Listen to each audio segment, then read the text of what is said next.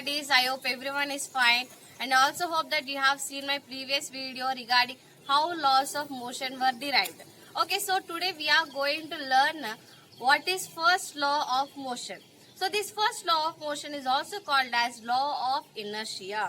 So what does it state? It states that an object will be at rest or continuously moving with uniform motion until and unless there will be no change in the net force.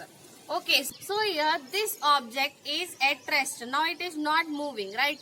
So why is it rest? Because the net force acting onto the object is zero. So how is it zero? So the gravitational force will be acting in the downward direction and normal force will be acting in the upward direction.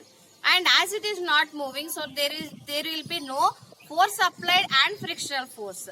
And as the gravitational force and normal force are in opposite directions and they are equal, so the net force will be equal to 0. So if I am changing the net force of this object, then what happens? It starts moving. See, now I have changed the net force of that object. Then what happened? It started moving.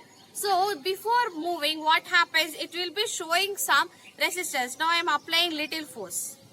Is it moving? No. I am applying little more force. So why am I applying, when I am applying little force, why is it not moving? So that is resistance shown by the object to move. And when I am applying more force, what is happening? Then it is overcoming that resistance and it starts moving. When it is moving, when the net force is changed. So that's what the first law of motion states. When an object will be at rest or in motion until and unless the net force is changed. Okay. And here it also applies to the objects which are moving in a uniform motion. So let us see that example also. This is the another example for static inertia. I have taken a ball, paper and a ball. Okay, so when I pull the paper with the force, what happens? Let us. So you have seen that the ball has fallen into the bowl itself. So why did it fall into the bowl itself? Now when I am moving the paper with force, what it should happen? It should also move along with the paper. But it is not happening like that. So why is it not happening like that? It is because of inertia.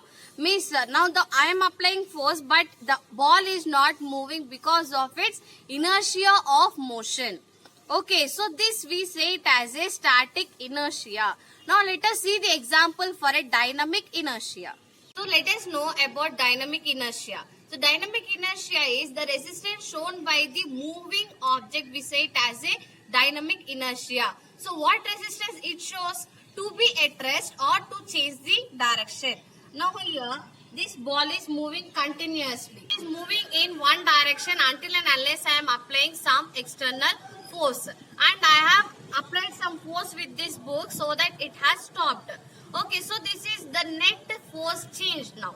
It was moving with the uniform acceleration. Now when I have put one book, what happened? It is some opposing force for the uniformly moving object. So there is a change in net force of the object and the object has stopped.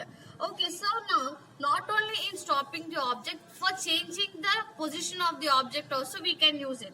So let us take the same ball. It is moving in one direction and if I am applying another force, then what happens? It is moving in different direction.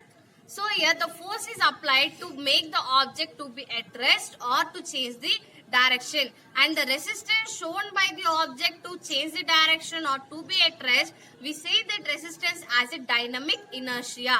So let us see one more example. Let us understand static inertia and dynamic inertia at a time. Now this is the ball and it is static, it is not moving. So here I have dropped the ball now. So when I am dropping, it is undergoing a dynamic inertia. So here when I push the ball, what happens? It is moving in different direction. So that is when it is showing the dynamic inertia. So you can take the other example also. So if you have taken a football, then when you place it on the ground, what happens? It is static, it is not moving. Unless and until you kick the ball, it will be not moving forward. And while you are kicking the ball, if another person comes and kick the balls in another direction, then the ball will be moving in different direction. So this also you can give the example for the static inertia and dynamic inertia. So let us see on what basis this static inertia or the whole concept of inertia is dependent upon. So I say that inertia is dependent upon the mass of the object. Okay, so if the object is heavier, then the resistance shown by the heavier object will be more than a lighter object. Okay, so now if we are taking an example of a car and a bicycle, then which one will be easy to move?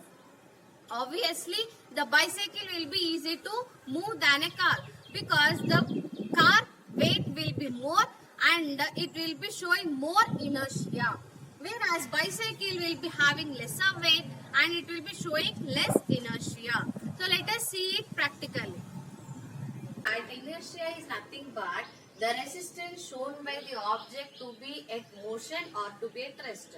And it all depends on the mass of the object. So here I have two objects. One is bicycle and a bike. So which one will be easy to move? Let us see. So here I am moving the bicycle. So here this is very hard to move.